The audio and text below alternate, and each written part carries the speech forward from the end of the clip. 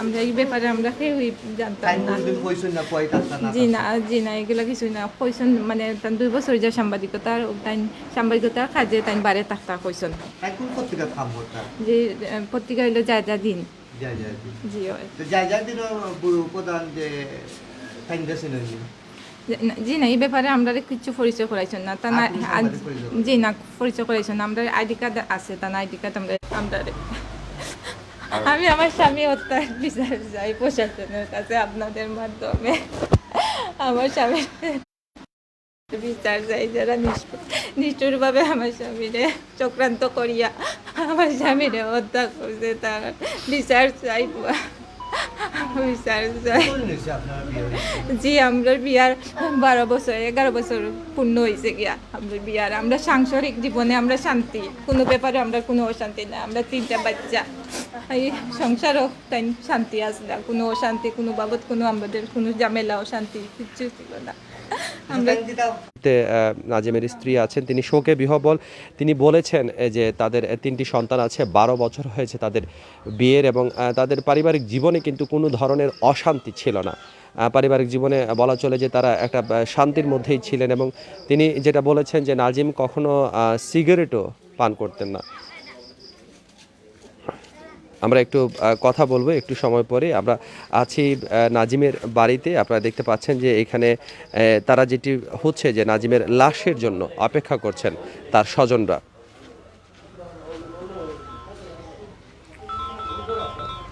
একটু নাজিমের বাড়িটা আমরা আপনাদেরকে ঘুরিয়ে দেখাচ্ছি, এবং ঘরের ভেতরে ঢুকলে আসলে যে নেটওয়ার্ক জড়িত সমস্যাটি হয়।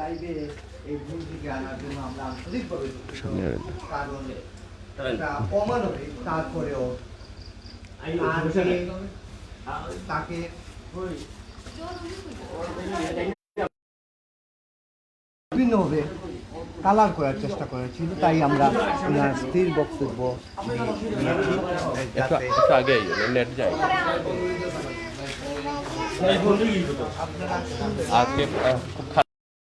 জি তাই না, একজন প্রতিষ্ঠিত ব্যবসায়ী আসলা, খুব ভালো ব্যবসায়ী তাই না আসলা। আপনি একটু আগে বলেন যে আপনাদের বিয়ের প্রায় 10-12 বছর। জি আমাদের 11 বছর হয়ে গেছে আমাদের বিয়ের। আমরা সাংসারিক দিক দিয়ে কোনো আর্থিক কোনো সমস্যা না, সাংসারিক দিক দিয়েও আমরা কোনো সমস্যা না। আমরা 3টা বাচ্চা। যে তিনি সিলেট শহরে যে একটা বাসায় ভাড়া থাকতেন সেটা কি আপনারা জানতেন? জি না আমরা এই ব্যাপারে কোনো কিছু আমরা জানতাম না। আমরাও কালকে তার মৃত্যুর ঘটনার পরে আমরা জানছি তাই একটা বাসা ভাড়া দিয়া 2 বছর ধরিয়া থাকছেন। 2 বছর ধরে তাই ওখানে থাকলো। কালকে আমরা তার মৃত্যুর সাথে ঘটনাগুলো আমরা শুনছি। সর্বশেষ আপনার সাথে কি কথা হয়েছিল? জি সর্বশেষ মানে মারা যাওয়ার আগে সর্বশেষ আপনার সাথে জি আমরা মানে খাওয়া দাওয়া করিয়া বিদায় লইয়া আমরা কাছে প্রত্যেকদিন জেলা বাসা থেকে বাড়াইয়া যাই, বাচ্চাদের আদর করিয়া বিদায় লইয়া গেছেন। স্বাভাবিক সুস্থ স্বাভাবিক জেলা একজন মানুষ যাই ও সুস্থ স্বাভাবিকভাবে ঘর থেকে গেছেন। আর সাথে তার ফ্রেন্ড একজন আসলা, ফ্রেন্ডের সাথে গেছেন রকিব আহমদ। এরপরে আর ফোনে কথা হয়নি? জি না এরপরে ফোন দিছি কিন্তু কোনো কথা হয়েছে না গিয়া, তাই ফোন ধরছেন না। মাঝে মাঝে তাই ফোন ধরেন না, তাই মোটরসাইকেলে তখন না, তাই কাজে ব্যস্ত তখন ফোন ধরতে পারেন না। বাদে আমি ওয়েট করছি কিন্তু তার ফোন আর আইসে না গিয়া। আর সকালে 8টার সময়, সকাল 8টার সময় আমার হৌরে আমার আব্বাই ফোন দিছেন। 4-5টা কল গেছে 8টার সময়, তার বাদে আর তাই রিসিভ আর করছেন না, রিসিভ আর হয়েছে না। আর 10টার সময় আমার হৌরের কাছে খবর আইসে, তাই 5তলা থেকে প্রশাসনের কাছে এখন আপনাদের আবেদন? প্রশাসনের কাছে স্বামীরে যারা নির্মমভাবে হত্যা করছে, ষড়যন্ত্র করিয়া যারা হত্যা করছে, যারা বাসাতে আসলা, যারা চক্রান্ত করিয়া তাদের হত্যা করছে, আমি তারা বিচার চাই। প্রশাসনের কাছে তারা বিচার চাই। তারা আমরা সকলে সুস্থ বিচার চাই, আমরা সকলে সুস্থ বিচার চাই। প্রশাসনে আপনারা লক্ষ্য করতে আমার স্বামী নির্মম হত্যা ষড়যন্ত্র যারা করছে তারা বিচার চাই। এই 3জনই আপনাদের বাচ্চা, এই বড় ছেলে। বলতেন আসলে কি ঘটনাটি জানলেন আপনারা তখন নাজিমের মৃত্যুর সর্বশেষ? আমি রাত্রে তো লম্বর বার হতাম পারি না, এই গেছে জোর আসর তো খাই হইয়া মারে বইয়া খান্দাত পিয়ে গেছে, রকিব আছিল লগে গেছে। আমি রাইতে আর একটা হুতরিছি ওষুধ খাই ঘুমল, আমার হার্টের সমস্যা।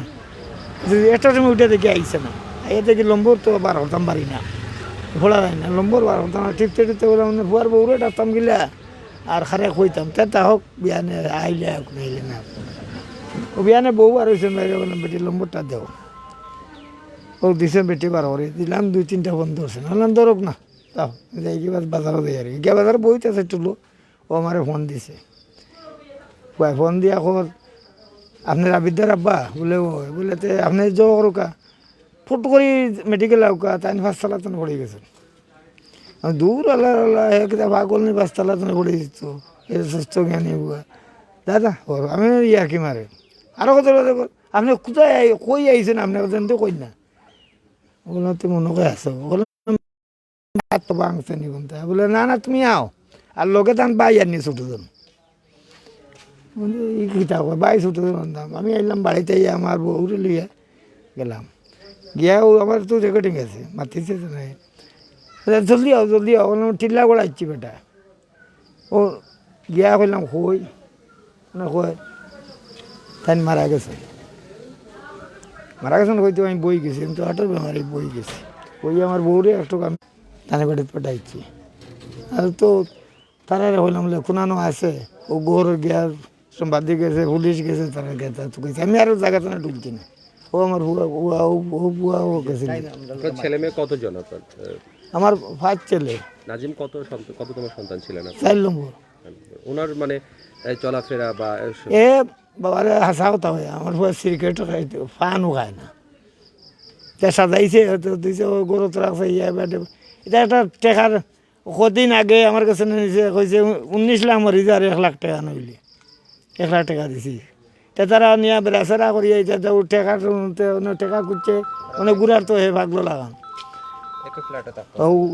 হোপলাটা যাতে ও আর খুঁজত না একে একবারে যে পরিবারটির সাথে থাকতেন তাদের সাথে আপনাদের কোনো পরিচয়?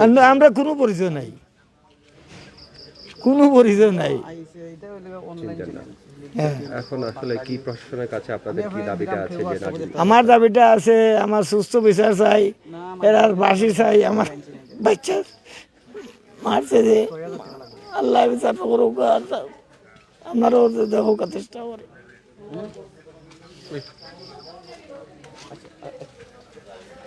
দর্শক, আমরা কথা বলছিলাম, আমরা এসেছি নাজিমের বাড়িতে এবং কথা বলছিলাম নাজিমের পরিবারের সদস্যদের সাথে।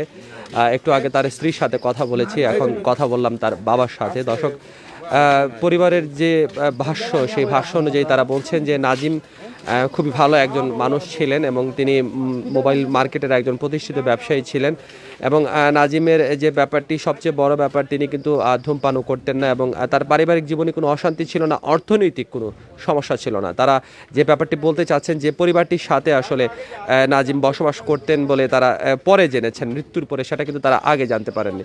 তো মৃত্যুর পরে জানার পরে তারা কিন্তু বলছেন যে এই পরিবারটির সাথে নাজিম হত্যার সংশ্লিষ্টতা যোগসূত্র রয়েছে এবং তারা চান যেন অতি দ্রুত নাজিম হত্যার বিচার হয় এবং যারা এর পেছনে আছেন তাদেরকে কিন্তু গ্রেফতার করা হয়। দর্শক, আমরা আছি নাজিমের বাড়িতে, আমরা এই মুহূর্তে লাইভে সংযুক্ত হয়েছি পীরেরগাঁও এই গ্রামটিতে, কেওয়া গ্রামে আমরা সংযুক্ত হয়েছি। দর্শক, এখনকার মতো বিদায় নিচ্ছি এবং দেখা হবে আবার কোনো লাইভে। সে পর্যন্ত সবাই ভালো থাকুন, সুস্থ থাকুন, খোদা হাফেজ।